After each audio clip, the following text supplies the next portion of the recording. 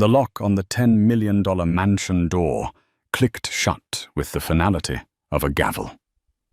Damian Vassar stood on the marble steps, adjusting his $5,000 Italian suit, as his wife Emily stood shivering on the gravel driveway, holding nothing but her car keys. "The house is mine, Emily. The company is mine. You're left with what you came with, nothing." He spat the words, turning to wrap his arm around a younger woman in the doorway. He was right. He did own the house. He owned every custom-built wall, every imported chandelier. But he had forgotten to check one crucial detail. He owned the house, but he had never, ever owned the land. The rain began as a cold, stinging mist, an afterthought to the humiliation. Emily Hayes Vassar hadn't even processed the sound of the deadbolt. She was still reeling from the words, "Sienna is moving in. You are moving out." It had happened with the speed of a car crash.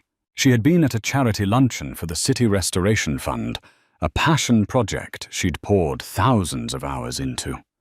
She'd come home, her heels clicking on the imported Italian marble of the grand foyer, calling Damian's name. She was excited to tell him they had secured the grant for the downtown library. He wasn't in his study. He wasn't in the gym. He was in the master bedroom, their bedroom, and he was not alone. Sienna Stone, a woman Emily recognized from countless vapid social media posts, was preening in front of Emily's antique vanity mirror, applying Emily's Chanel lipstick. "Oh, good," Sienna had said, her voice a sickly sweet syrup. "She's here. Now we can get this over with." Damian, emerging from the master bath wearing only a towel, had the audacity to look annoyed. Not ashamed, not guilty. Annoyed, as if Emily had interrupted an important business meeting. "Emily, perfect timing," he'd said, his voice the one he used for hostile takeovers. "Sienna and I were just finalizing things. It's over. We're done." "Done?" Emily's voice was a whisper. The grant, the library, the last 10 years of her life, evaporated.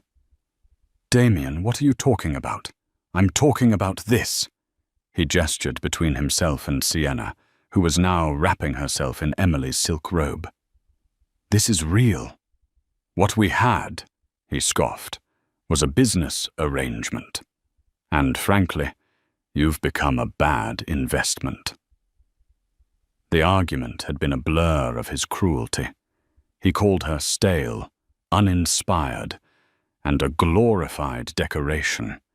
He accused her of holding him back, of being a passionless weight on his ambition.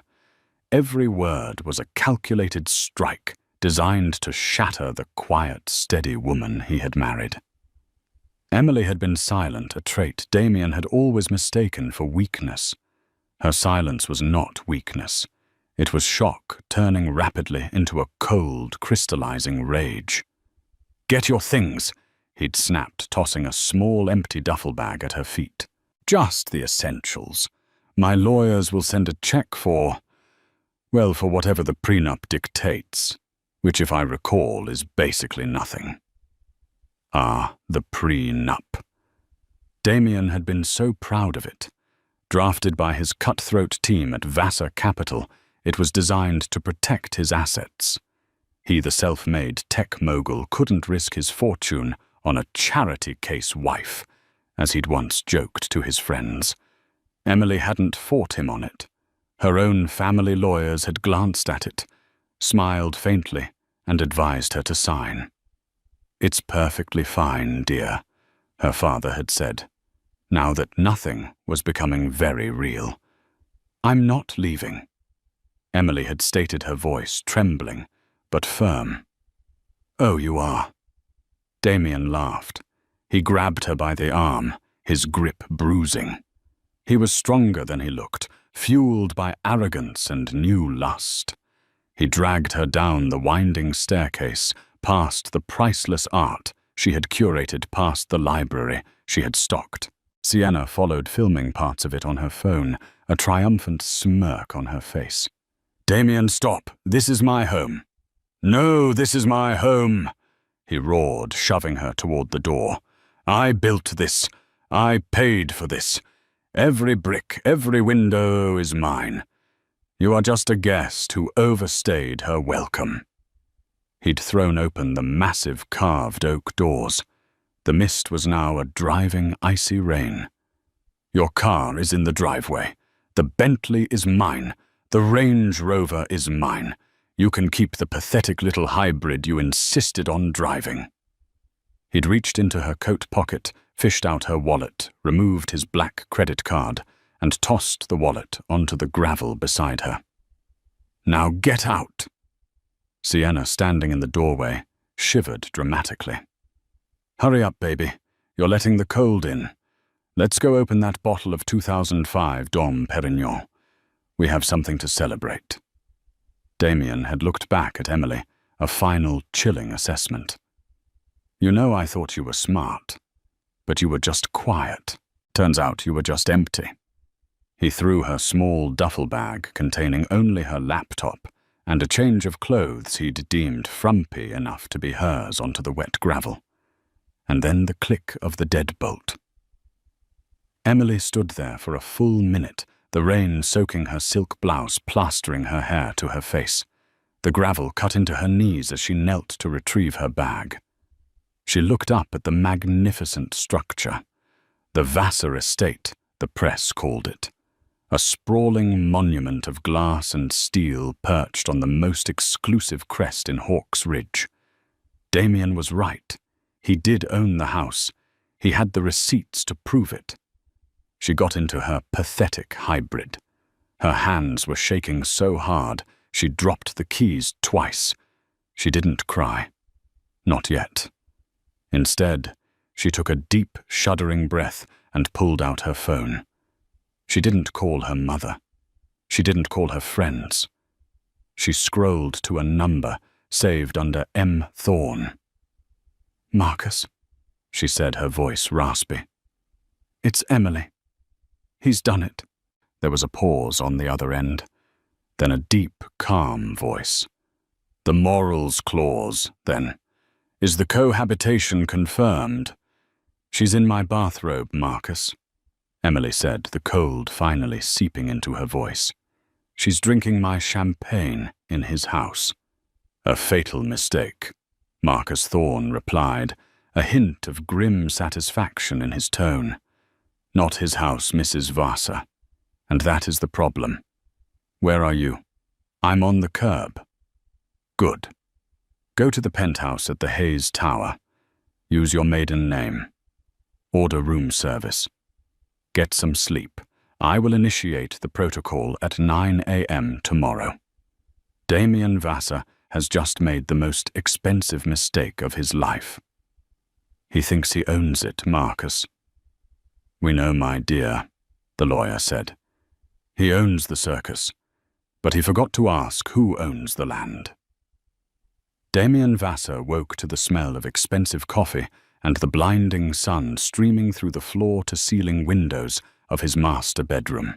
Sienna was draped across his chest, her phone already in her hand, scrolling through Instagram comments. "Babe," she mumbled, "what should I caption this morning view from my new castle?" Damian smiled, feeling a surge of pure, unadulterated power. This was his. He had earned it. He had shed his dead weight. Emily was probably crying in a 200-a-night Marriott, wondering how it all went wrong. "Caption it, the King's View," he said, kissing Sienna's bare shoulder. "And make sure you tag the location." He got up, stretched, and walked to the window overlooking the 20-acre estate. The grounds were immaculate. The infinity pool seemed to spill over into the city skyline below. His. All his. He padded downstairs to his state-of-the-art office to start his day. He had a few things to clean up. First, severing the financial ties. He logged into his private banking portal. He had several joint accounts with Emily, mostly for household expenses. He'd liquidate them, move the funds to his personal account. He clicked on the Vassar-Hayes joint account. Balance. Trawls, he frowned. That was odd. There was at least 150,000 in that account. He checked the transfer history. A single-wire transfer executed at 8:55 a.m., 5 minutes ago. All funds moved to a Hayes Family Trust account. That conniving, he growled. She'd woken up early to be petty. Fine. It was a drop in the ocean. He tried the next account, the brokerage account. It held some play stocks. She liked green energy, sustainable textiles.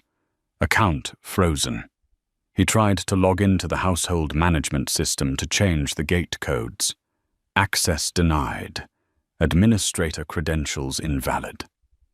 A cold prickle of annoyance ran down his spine. This was more than petty. This was organized.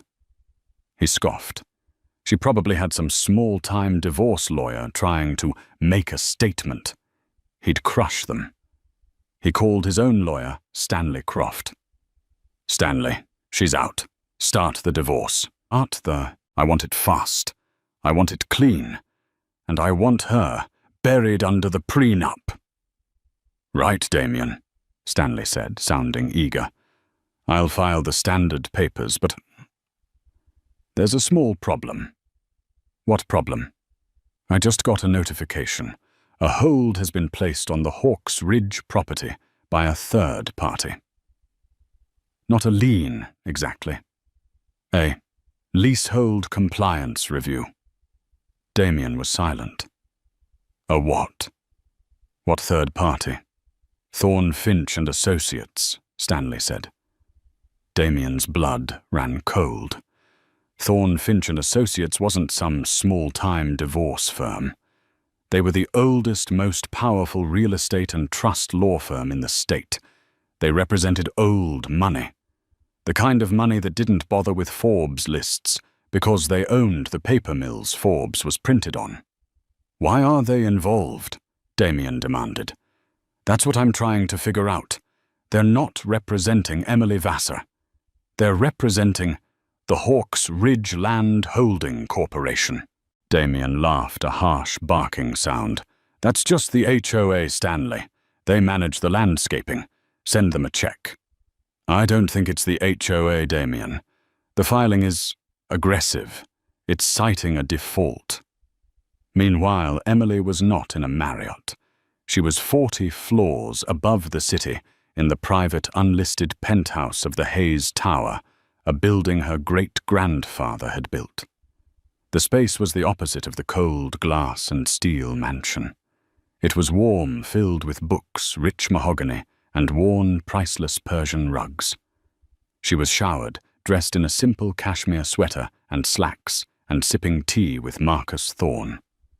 Marcus was a man in his late 60s, impeccably dressed with the calm demeanor of a man who had never lost an argument. He's discovering the accounts now, Marcus said, looking at his pocket watch. The joint accounts were easy. The household systems were tied to a management company owned by the trust, so we simply revoked his user privileges. He is as of 9:01 a.m., a guest in his own home. He won't understand, Emily said, looking out the window. He's so focused on the house. Let's review just so you are prepared, Marcus said, pulling a file. Your great-grandfather, Robert Hayes, purchased 5,000 acres of what was then worthless hillside in 1922. The Hayes Land Trust has never sold a single acre. We lease it. The 99-year ground leases. Emily recited a lesson she'd learned since childhood. Precisely. Developers, moguls like Mr. Vassar come in. They build their dream homes. They pay millions for the privilege of building on our land. They own the structure, the improvements, as we call them. but they are, for all intents and purposes, tenants. Marcus tapped the file. Damian Vassar signed a 99-year lease for Lot 117 Hawks Ridge. The annual fee is nominal, a few $1,000s. He thought it was a steal. He never reads the fine print, Emily murmured. He leaves that to his people, and his people clearly missed Clause 34. Marcus said, smiling. The Hayes Morals Clause. It's so archaic, Emily said. Archaic but ironclad. It was your great-grandmother's idea. We will not have scandal on Hayes land. The clause states that the leaseholder must not engage in behavior that could bring disrepute, scandal, or public notoriety to the property. This includes, but is not limited to, publicly documented infidelity, criminal activity, or cohabitation with a non-spouse in a manner of adultery. Sienna Stone, Emily said, is currently, I believe, posting selfies from the master bedroom tagged at Vassar Estate. Marcus's assistant, a sharp young woman named Price, chimed in, holding up a tablet. The post has 15,000 likes. She has captioned it, The King's View. Publicly documented. Perfect, Marcus said. As of 9:00 a.m., we served Mr. Vassar with a notice of default on his lease. He has 30 days to cure the default. Cure it? Emily asked. In this case, that would mean ceasing the adulterous cohabitation, removing Miss Stone and presumably reconciling with his legally wedded wife. You. Emily laughed, a dry, humorless sound. And if he fails to cure the default, Marcus said, his eyes glinting, the Hayes Land Trust has the right to terminate the lease, immediately. And the house. Oh, this is the beautiful part. Clause 34b. Upon termination of the lease, due to default, all improvements on the land, the house, the pool, the art installations, are forfeited. They become the property of the landowner. Us. Emily finally took a sip of her tea. It was hot and it was strong. He's going to fight. He will call it a shakedown. Let him, Marcus said. He's a tech bully. We are a 100-year-old institution. He is bringing a lawsuit to a war. Now on to Phase 2, the Vassar Capital Fund. What about it? Emily asked. You are a silent partner, are you not? Your initial $20 million seed money. He told me it was just a formality for tax purposes, Emily said. He's always said it's his fund. He is the face, yes.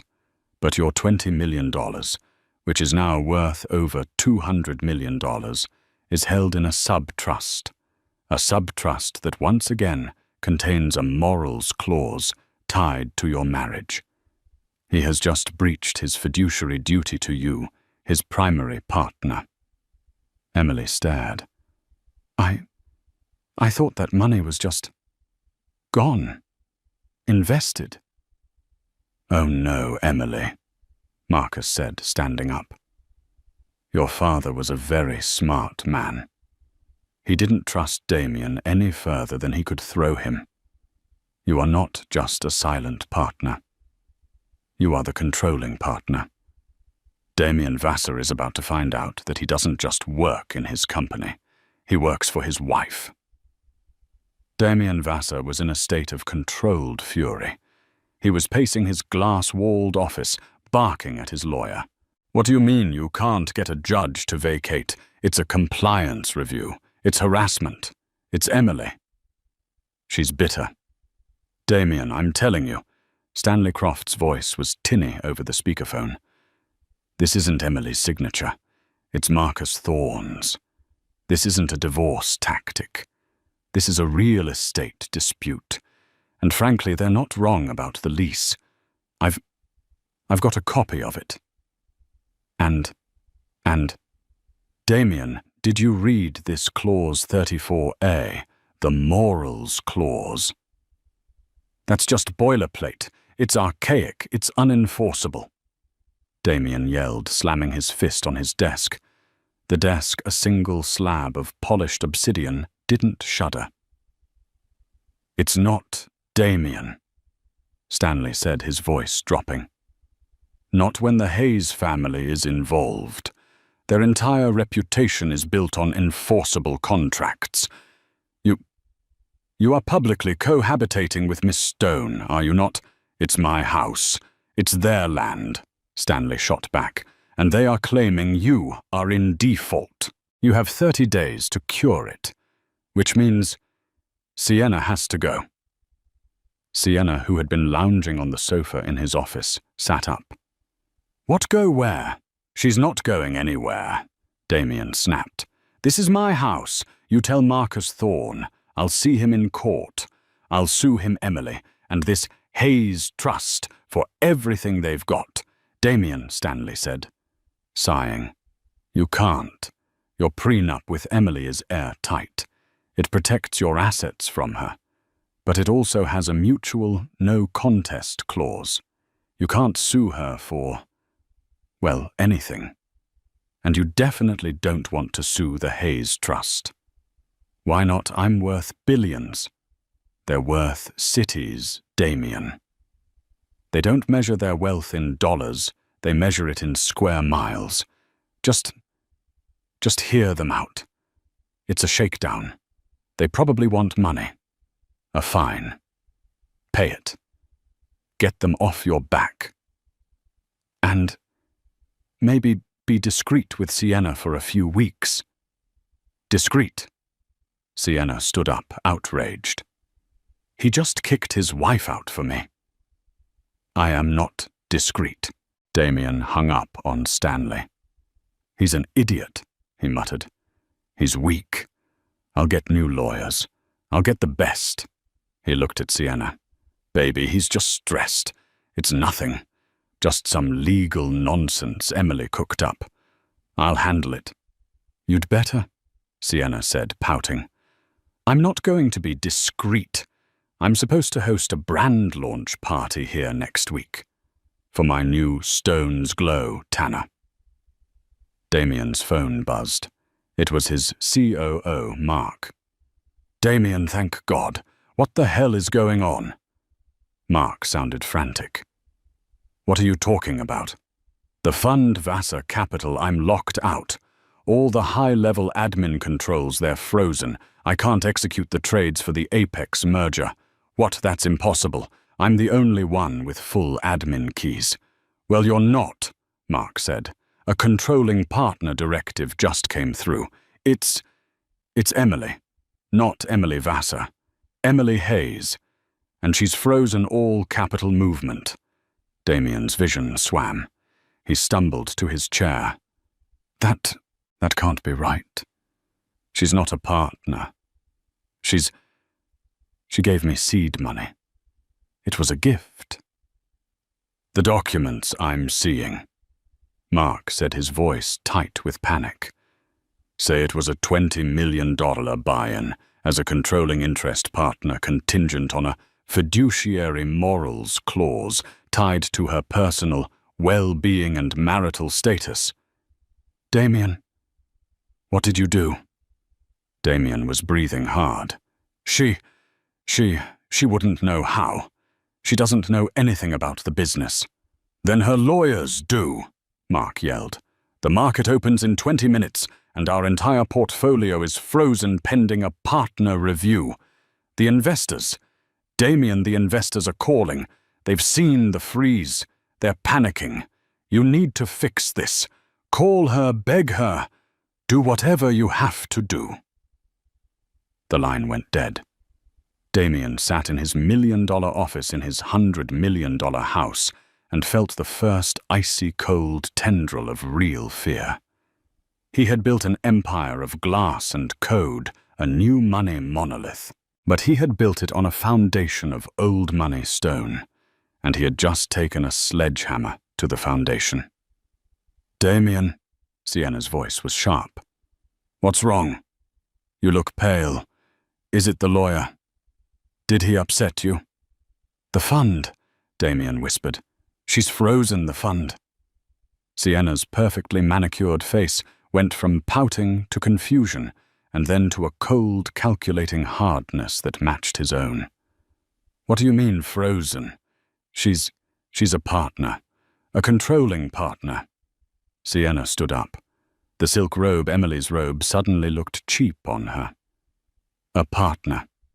You told me she was nothing. You told me she was a charity case you married. I thought she was, he yelled, lashing out. How was I supposed to know? She signs checks for libraries. She volunteers. She's Emily.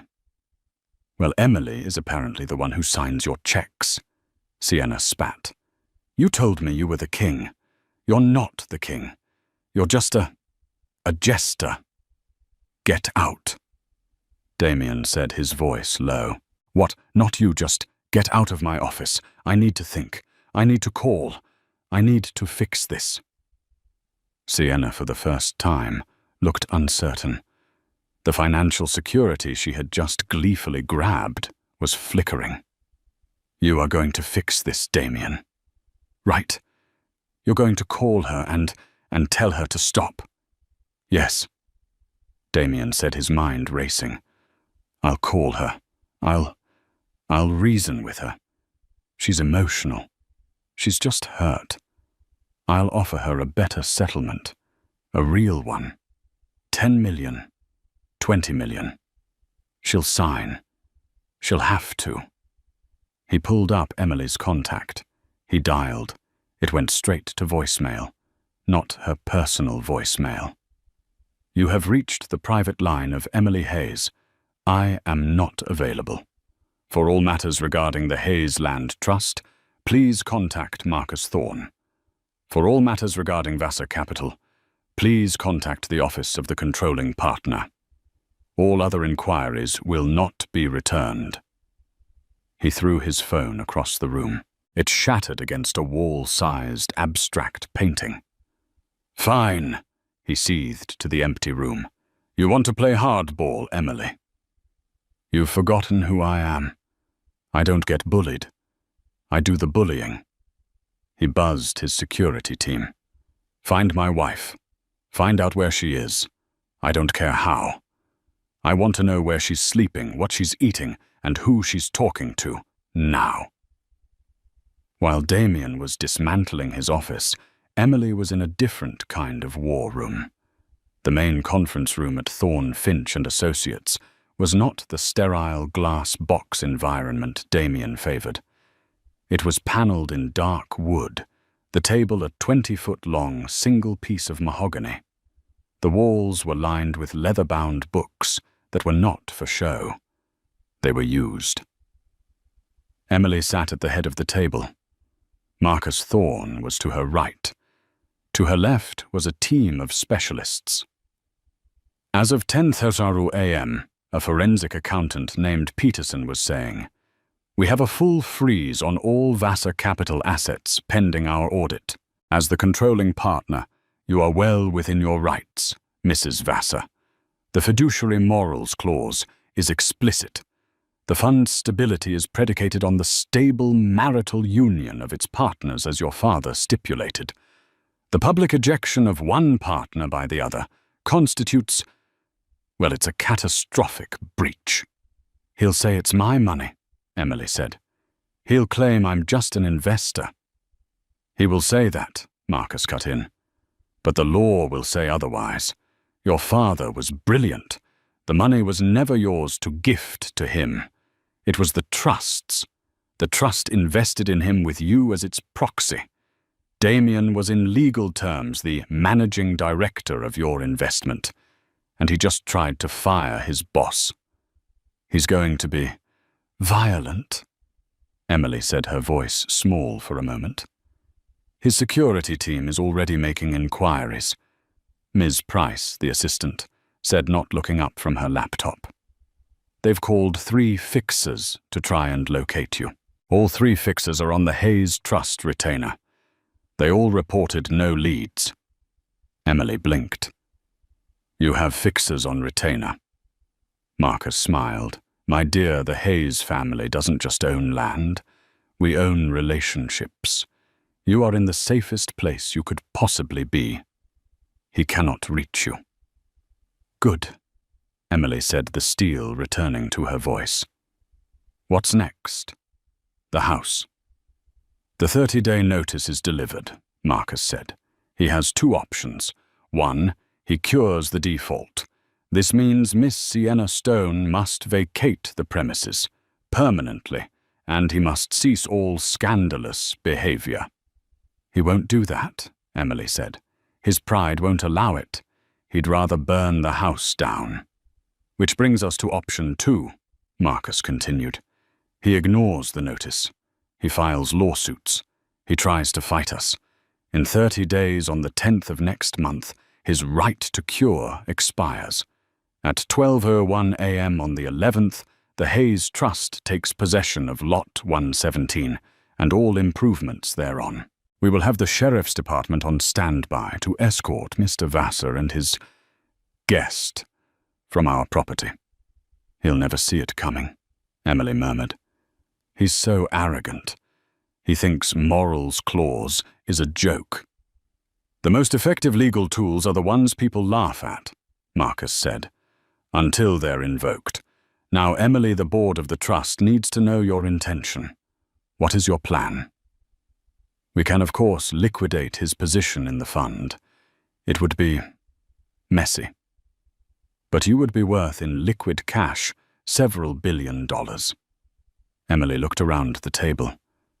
At the serious, powerful people all waiting for her, the quiet wife, to speak. "I remember," she said slowly, "when Damian first proposed. He took me to Hawk's Ridge. It was just an empty patch of dirt then. He stood there and he said, 'I'm going to build a monument to myself here. Something so big and bright, no one can ever ignore me again.' He was so driven.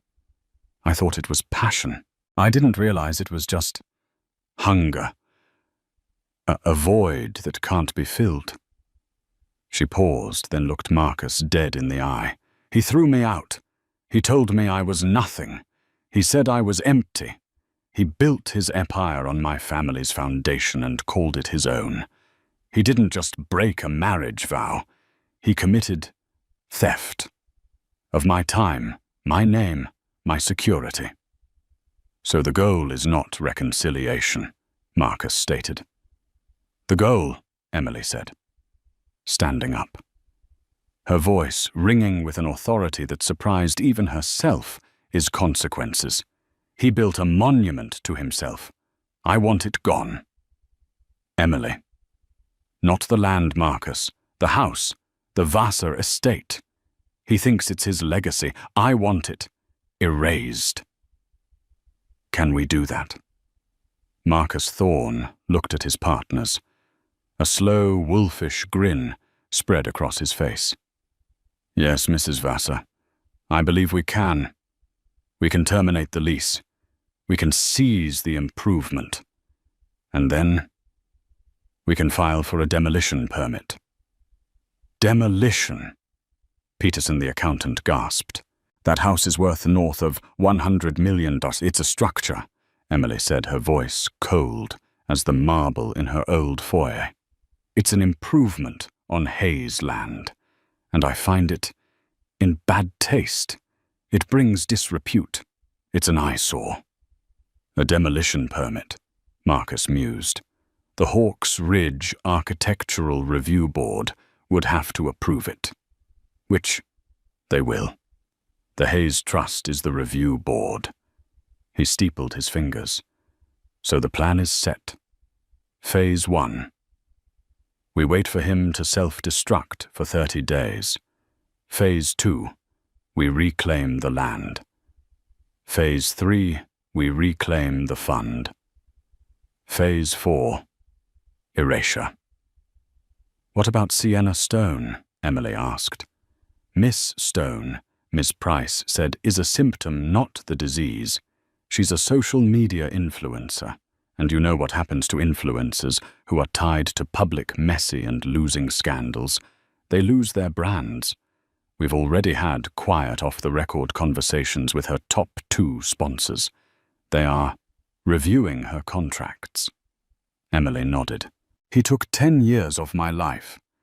He thinks he can erase me with a new younger woman. He's about to find out what erasure really means. One last thing, Emily, Marcus said, his tone gentle. This will be a public fight. He will get loud. The press will get involved. Forbes, the Wall Street Journal. They love a good mogul versus mogul story. Are you prepared for that? Emily thought of him standing on the step of Sienna's smirk, of the cold rain and the sound of the deadbolt. He called me empty, she said. Let him. I'd rather be underestimated. Let him roar. The quiet ones are the ones you have to watch. The first week was a storm of legal bluster. Damian, having fired Stanley Croft, hired Barrington and Lynch, a notoriously aggressive litigation firm known for scorched earth tactics. They filed a dozen motions. Motion to dismiss the lease default, denied. Motion to force mediation, denied. Motion for an injunction against the Hayes Trust, denied. Motion to unfreeze Vasa Capital assets, denied. With every denial, Damian's rage grew. He was hemorrhaging money. His new lawyers demanded a $5 million retainer, which he had to pay from his dwindling personal accounts. Sienna was becoming a problem. What do you mean my Stone's Glow sponsor pulled out? She shrieked, throwing a $1,000 vase across the living room.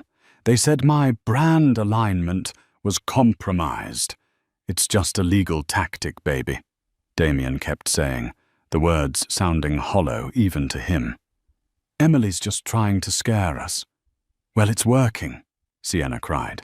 My comments are a war zone. They're calling me a home wrecker. Forbes just ran an article, Vassar's vexing lease. They're not calling you a king, Damian. They're calling you a squatter. He'd seen the article. It had been devastating. It didn't paint him as a titan of industry. It painted him as a fool. New money mogul Damian Vassar, who built his dream home on a 99-year ground lease, seems to have forgotten the cardinal rule of real estate, always read the fine print. Now a dispute with the powerful old money Hayes family threatens his entire empire. His investors, once cowed by his bravado, were now in open revolt. With the fund frozen, their money was trapped. The Apex merger had collapsed, costing the fund a potential $3 billion in future earnings. A class action lawsuit was being prepared. Damian was a prisoner in his own glass palace. He couldn't leave because his lawyers advised him that abandoning the property could be used against him. He was trapped inside with a rapidly deteriorating Sienna, who was no longer the fun, adoring woman he'd cheated with. She was a liability, documenting their struggle on social media. Day 12 of the lockout, she'd pout to her phone from the edge of the infinity pool.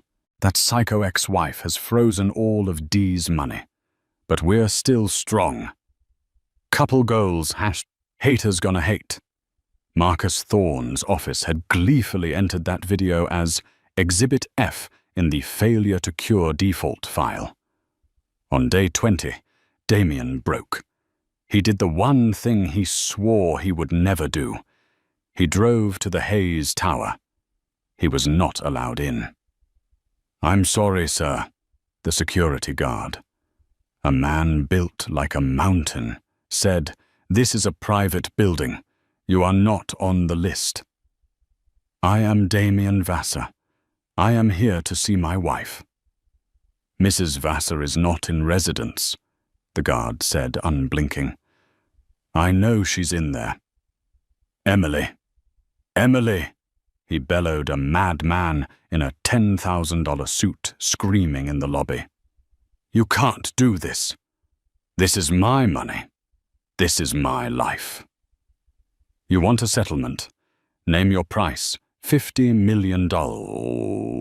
Two more guards emerged. They gently but immovably escorted a struggling Damian Vassar out onto the sidewalk, just as a TMZ camera flashed. The next day, the headline was, "Vassar's Meltdown Mogul Evicted from Tower." In the penthouse, Emily watched the footage, her face impassive. Marcus Thorne switched off the television. "He's unraveling," Marcus said. "It's time to prepare for Phase 2. He has 10 days left.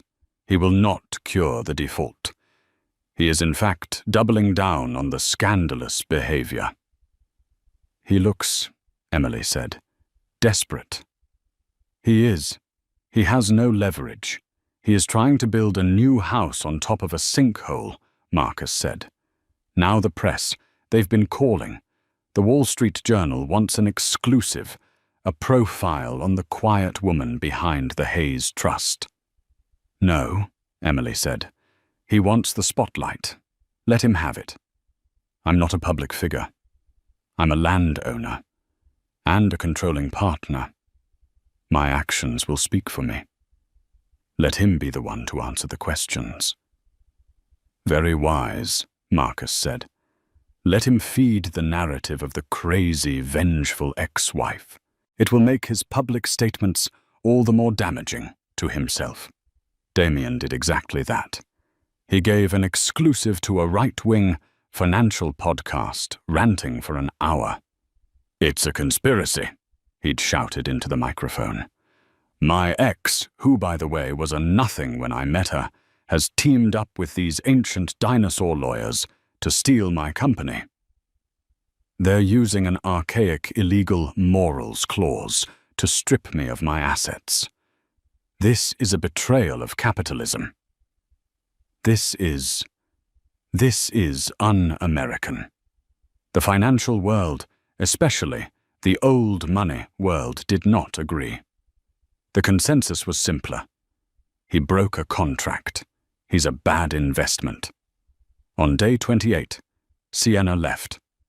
Damian came downstairs to find her luggage, 16 matching Louis Vuitton pieces in the foyer. "Where are you going?" he asked, his voice dead. "I'm going to my mother's in Miami," she said, not meeting his eye.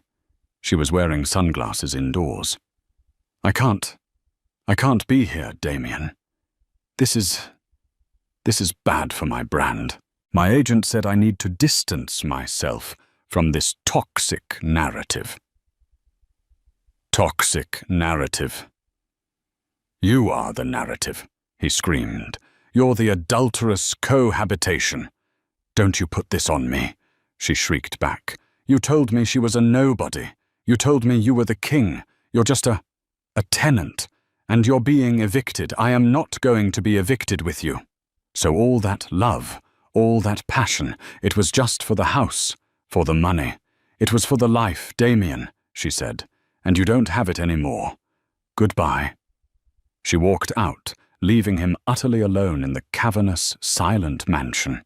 He was alone for 2 days. He drank. He broke things. He stared at the walls he owned on the land he didn't. On day 30 at 11:59 p.m. he sat in his office, a bottle of scotch in his hand, watching the clock. He was still waiting for a call. For Emily to say, "Okay, you've learned your lesson. Here are my demands." The call never came. At 12:01 a.m., the lights in the mansion shut off. The entire house, the security system, the AC, the network. Everything. He fumbled for his phone. No service. A cell blocker. He heard a noise, a heavy metallic clanking at his front gate. He ran to the window. A black sedan was pulling up his driveway, followed by a large van from the county sheriff's department. The doorbell rang. It was not an electric chime. It was someone outside banging on the oak with their fist. He stumbled to the door, his heart hammering. He opened it. It wasn't Emily. It was Marcus Thorne, flanked by 2 sheriff's deputies. He was holding a very thick, bound document. Damian Vassar, Marcus said, his voice devoid of all emotion. It is 12:03 a.m. on the 11th. Your right to cure the default on your lease has expired. The Hayes Land Trust has terminated said lease. You are, as of this moment, trespassing on private property. You can't, Damian stammered. This is my house I own. This house? You own this house? Marcus corrected. As per clause 34 tonk. All improvements on the land are now forfeit. The house belongs to the trust. These officers are here to escort you from the premises. One of the deputies stepped forward. Sir, we just need you to come with us. You can take your personal effects. A suitcase. My things. Damian looked around wildly. My art, my computers, all improvements and fixtures, Marcus said, which includes art affixed to the walls, custom furniture, and integrated technology are now the property of the landowner.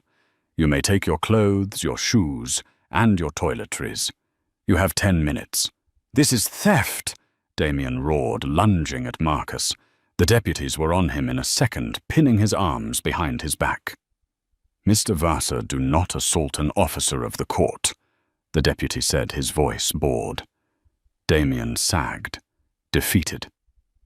Emily, is she here? He whispered, searching for her. He needed to see her, to make her see. What Mrs. Vassar is not here, Marcus said. She has no desire to see you. She is, I believe, attending the opera.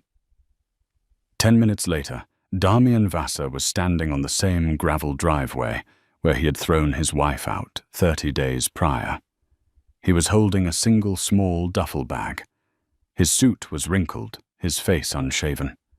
The locks on the door, his door, were being changed by a locksmith from the van.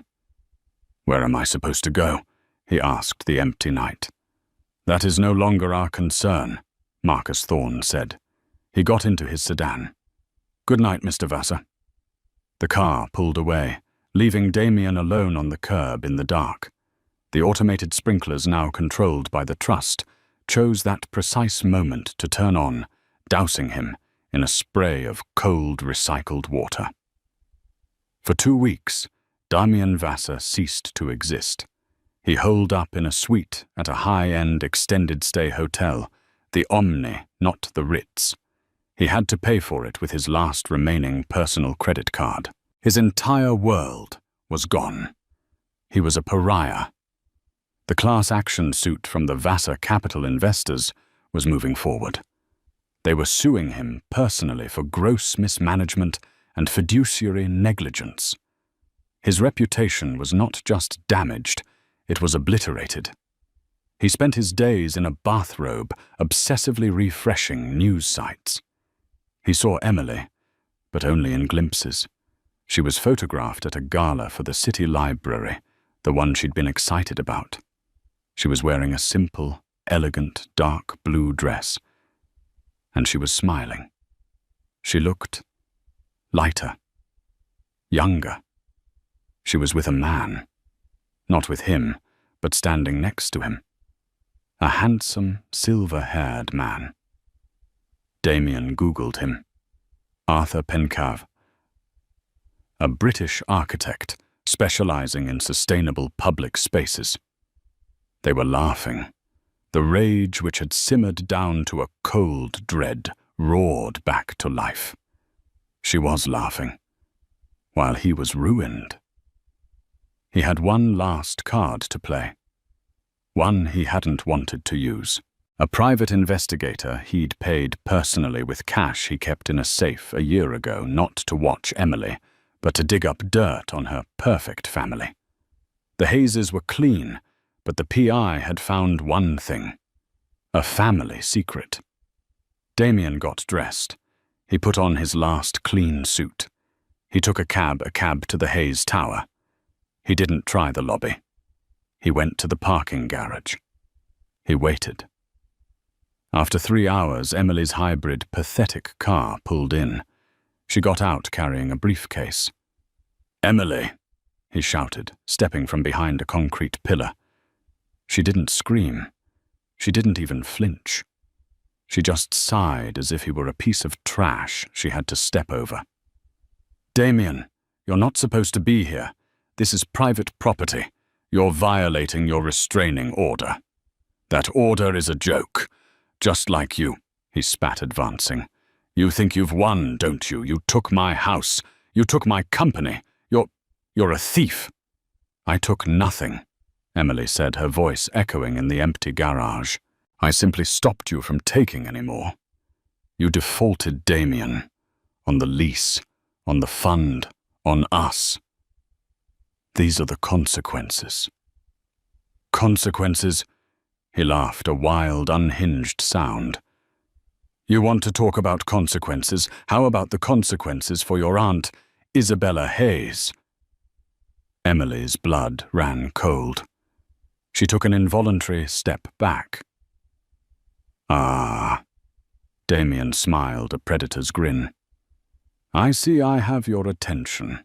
Isabella Hayes, the black sheep. The one who really owned the trust until she was declared incompetent in 1998. And her loving brother, your father, took control and locked her away in a high-end sanitarium in Switzerland. You're not the owner, Emily. You're the daughter of a thief. Your entire fortune is built on a lie, on a crime." He pulled a file from his briefcase. "I have the medical records, Emily. The lost ones. The ones that say she was eccentric, not insane. I have the letters she wrote. How long do you think your ironclad reputation lasts when this hits the press? How long before the entire Hayes Trust is invalidated?" Emily was silent, her face pale. "Here's the deal," Damian said, stepping closer. "You're going to give me my company back. You're going to give me— No, not the house. I don't want that poisoned place. You're going to give me $500 million. A clean break. And this," he waved the folder, "disappears. You get to keep your dirty little family secret." He was inches from her now, his eyes boring into hers, smelling his victory. "You're not so high and mighty now, are you? You're just like me. You're just empty." Emily looked down at the folder. Then she looked up at his triumphant, desperate face, and she smiled. "Oh, Damian," she said, her voice filled with a profound, aching pity. "You really do only read the headlines, don't you?" What are you talking about?" "Aunt Isabella," Emily said, "was my favorite person in the world. She was eccentric. She was a brilliant, beautiful artist who suffered from severe bipolar disorder at a time when the world and the press were not kind. I, Damian faltered. "My father didn't lock her away. He protected her. He moved her to the best facility in the world, away from people like you who would have exploited her. And incompetent. She wasn't declared incompetent. She willingly signed over her proxy rights to my father, so she could live her life in peace, not be bothered with land deeds and fiduciary duties. And do you know who she left as her sole heir? The one person who visited her every summer, who read to her, who loved her for who she was." Emily tapped her own chest. "Me. No. The sanitarium. You mean the Pince Verdant clinic. It's lovely. I was just there last month. I took Aunt Isabella to lunch." Damian's face crumpled. She's alive. She's 78. She's on new medication, and her paintings are having a retrospective at the Met. That secret. It's the proudest part of my family's history, that we protect our own." Emily took the file from his limp hand. "You have nothing, Damian. You never did. You had no power in our marriage, so you had to invent it with cruelty. You had no real wealth, just leverage. And now you have no blackmail. You're just a sad, angry man in a parking garage." She started to walk away. I'll tell them about the demolition," he screamed at her back. "That's my last ace.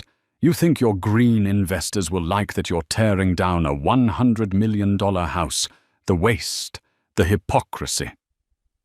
Emily stopped. She turned back. "The demolition. Damian, who told you I was demolishing the house. My lawyers, it's public record. The permit to erase it." "Yes," Emily said, walking back to him, her eyes bright. "We filed the permit. But we're not erasing it." "That's your move. Then what?" "The house is a structure," Emily said. "It's ugly. It's cold. It's yours. But it's also 25,000 square feet of usable spools. The Vassar Capital investors, the ones you ruined, they've formed a committee. They've partnered with the Hayes Trust. We are deconstructing the house. Deconstructing piece by piece. The marble is going to the city library. The glass panels are going to a new community greenhouse. The steel beams are being donated to Habitat for Humanity. Even the high-end kitchen appliances are going to a local women's shelter. We are recycling your monument, Damian. It will be salvaged piece by piece and repurposed into things that actually help people. Things that I value." Damian looked as if she had physically struck him. "The Vassar estate," Emily concluded, "is gone. In its place, that architect I was photographed with, Mr. Pencavel.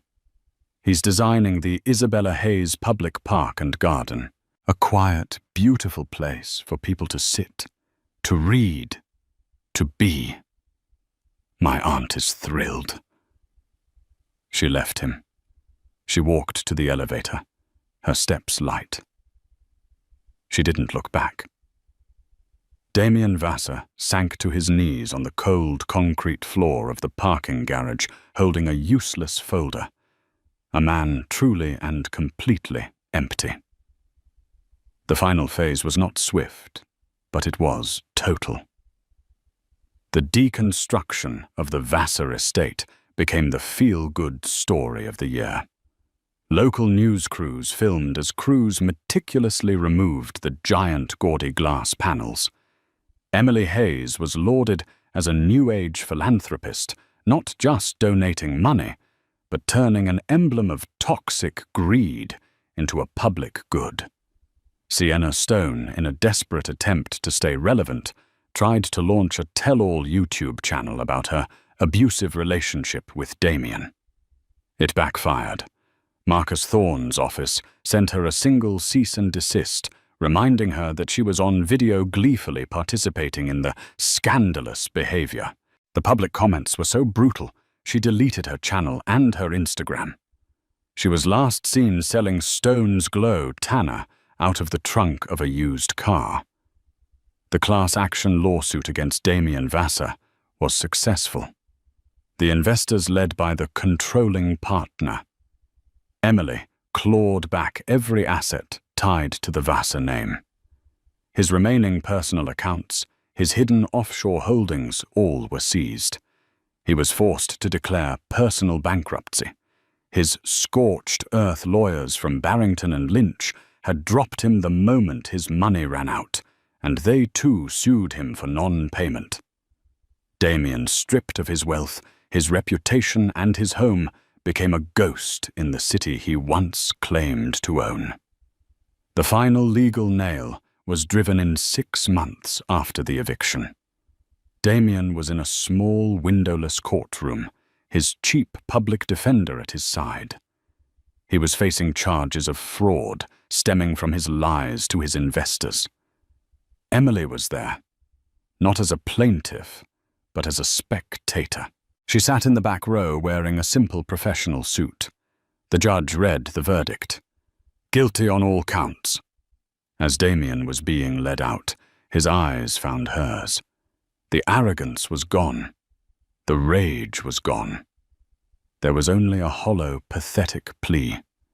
He expected to see triumph in her face. He expected a smirk, a look of "I told you so." But Emily's face was calm. It was not triumph.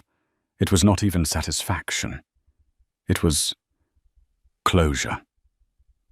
As he passed us, he whispered, his voice hoarse. Why did you do all this? You could have just left. You could have just taken half. Emily met his gaze. Her voice was quiet, heard only by him. You threw me out in the rain, Damian. You told me I was nothing. You stood in the doorway with that woman in my robe, and you told me I was empty. I was angry. You were honest, she corrected. In that one moment you showed me exactly who you were. You were a man who builds his monuments on other people's foundations. You didn't just own the house, Damian. The house owned you. The money owned you. The idea of power owned you. Emily, I'm sorry. I know, she said. And the pity in her voice was the most devastating blow of all. You threw me out not knowing I owned the land. But your real mistake was throwing me out not knowing who I was. The land was just a detail. You forgot you married a Hayes. We don't just own things, Damian. We endure. The bailiff tugged his arm. Let's go, Vassar. Damian Vassar, the former king, was led away, leaving Emily Hayes Vassar alone in the courtroom. She sat for a moment, then stood, adjusted her jacket, and walked out into the sunlight. 1 year later, the Isabella Hayes Public Park opened. It was the anti-mansion. Instead of a 20-acre monument to one man's ego, it was a winding, beautiful space of native plants, quiet benches, and a small, elegant water feature made from the recycled marble. Emily was there, cutting a simple ribbon. Her Aunt Isabella, vibrant and sharp in a colourful scarf, was at her side. Marcus Thorne was beaming. The park was an immediate success. It was quiet. It was peaceful. It was used. After the ceremony, Emily was walking the gravel path, the same path where she had once stood in the rain, when a man approached her. It was Arthur Pencavel, the architect. "It's beautiful, Emily," he said, his voice warm. "You did amazing work, Arthur. It's breathing. The land can finally breathe." "As can you, it seems," he said, smiling. "I read in Forbes a different kind of article this time, that the Vassar Capital Fund has been reborn." Emily laughed. "We're calling it the Hayes Restoration Fund. We're taking all that new money aggression and pouring it into old-world projects, libraries, parks, public art, restoring the city's foundation." "A much better use for capital," Arthur said. "And are you, the controlling partner, happy?" Emily looked out over the city. The sun was setting and the view was, as Damian had once said, a king's view. But it felt different now. It wasn't a view to be owned. It was a view to be shared. "For the first time in a very long time, Arthur," she said, I'm not just not empty. I'm full." "Good," he said. "In that case, would the controlling partner be interested in getting some coffee with a humble architect?" "I think," Emily said, smiling a real, genuine smile, "that can be arranged." They walked out of the park together. Two people on solid ground, ready to build something new. The old saying goes, before you embark on a journey of revenge, dig 2 graves.